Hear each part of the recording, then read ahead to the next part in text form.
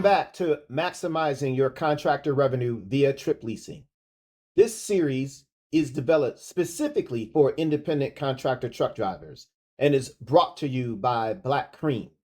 This is part 2 of the series that is designed to inspire, provide knowledge, demonstrate how to utilize trip leasing to increase your revenue, and serve as a guide for implementing trip leasing in your business. Last time, I left you with 2 questions to focus on as a foundation for reflection. Those 2 questions essentially were, what is your catalyst for change? And how can I take greater responsibility and control in my business? The goal was for you to reflect on some things that are perhaps going on in your business that may be a point of frustration or you want to see something different. But the important is looking at what is a catalyst for change. To be able to fully grasp that, based on my experience, that required a shift in thinking, a mind power shift. So this initial presentation, what I want to get into is having a mind power shift from driver to power operator. So let's get into it. Did you know that according to the Department of Transportation, 243 million people have a driver's license in the United States? This is out of approximately 332 million people in the US. So based on that data, approximately 75% of people in the United States have a driver's license. The report further tells us that there are over 2 million people with a commercial driver license and who are also active in that role. So if you look at that, you do the math, professional drivers that operate heavy duty tractor trailers with a CDL represent less than 1% of all drivers. 1%. Often what we do, we feel as drivers, as power operators, it's not valued, it's not appreciated. But I just want to remind you with that statistic is that as a CDL driver, with that credential, with those endorsements, with the requirement that you have to basically be found medically fit to operate heavy duty tractor trailers, you represent less than 1% of all drivers. That makes you special. And I just want to remind us of that fact that not everybody can do what we do. And whatever your journey was that it took to be able to do what you do in operating this, again, 80,000 pounds or more of a vehicle across the interstate, away from your families, long days, having to exercise patience beyond measure, dealing with hazardous of the roads, hazardous of whatever you're hauling. To do that, it just takes a special person. So I just wanted to remind you of that. Continuing with this mind power shift, I want to talk about assets. You might want to say, well, what is an asset? Well, an asset is in general anything of economic value owned by a person or a company that can produce future economic benefits.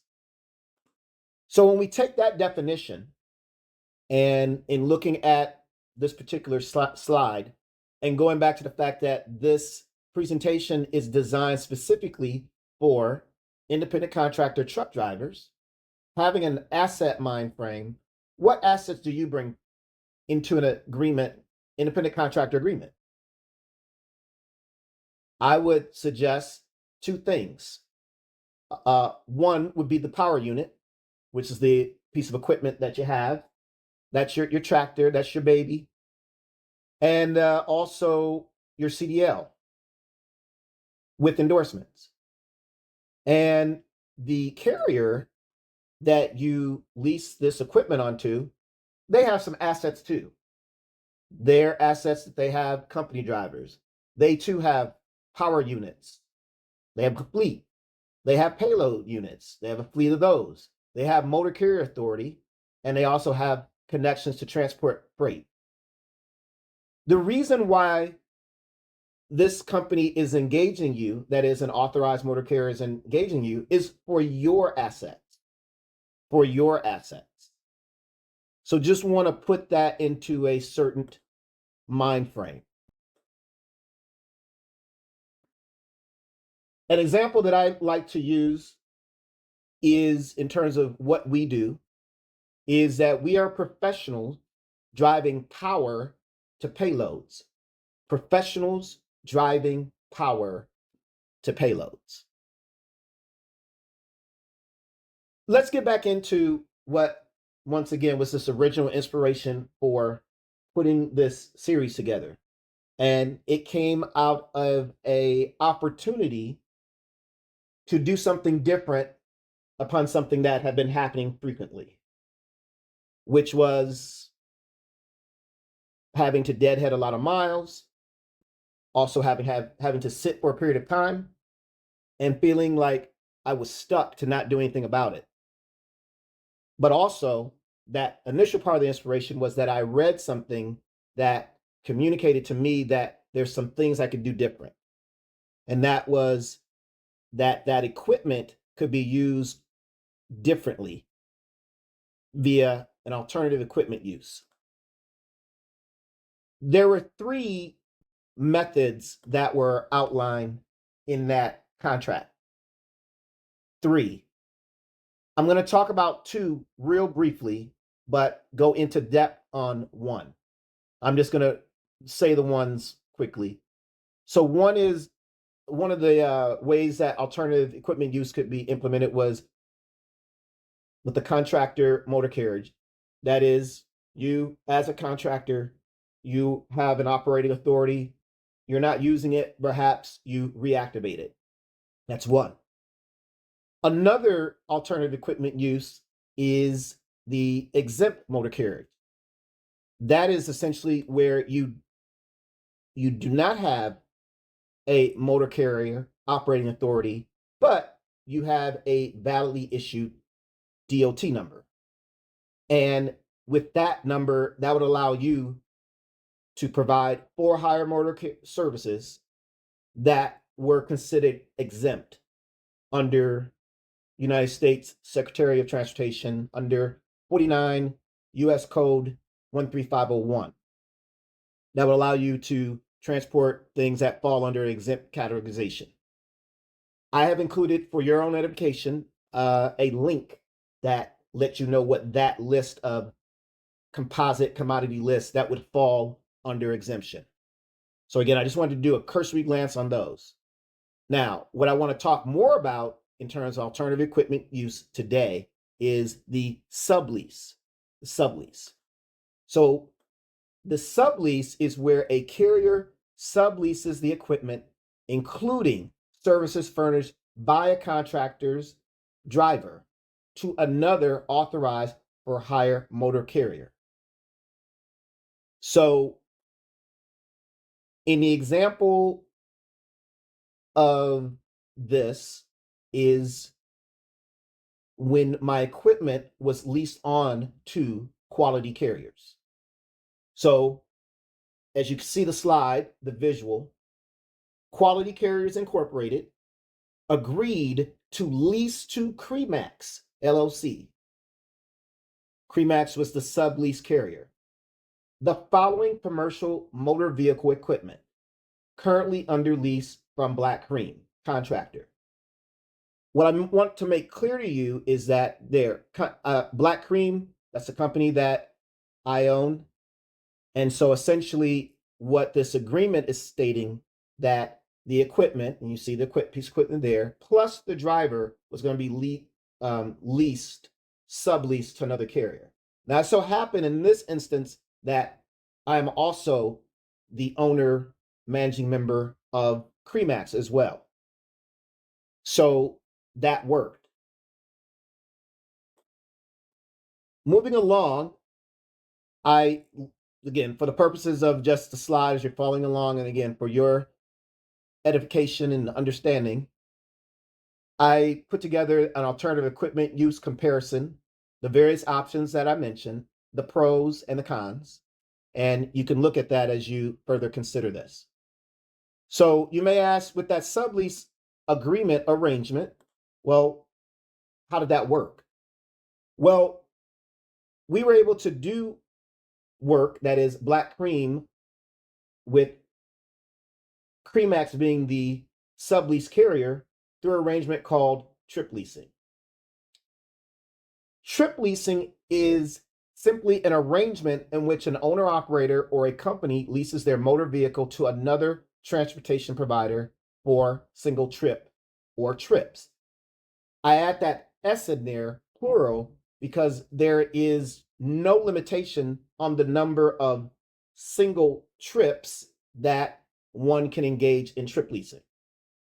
So this allows the lessor, the owner operator, or the company to temporarily release the vehicle to a lessee, another transportation provider, to haul loads.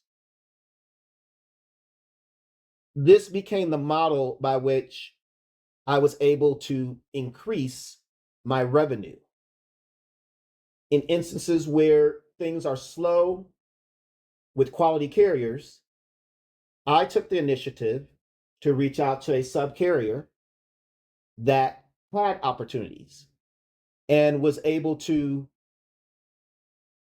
take advantage of or have my equipment subleased from quality carriers to another carrier to be able to haul those particular loads, so that that could be an economic boon for myself. Sounds really interesting, right? So moving along, I provided with you some details in terms of the rules on leasing and interchange of vehicles. This comes from 49 CFR Part 376. Many of us, this is when we lease on to a company, and even that terminology is probably not the best terminology, but that's the terminology to use.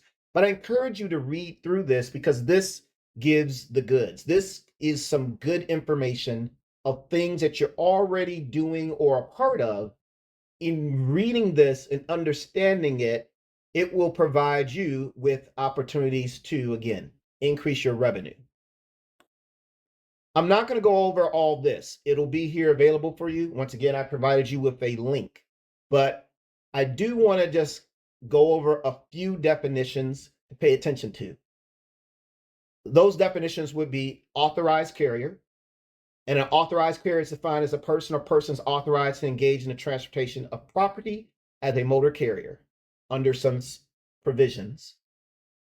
B, this is key, equipment.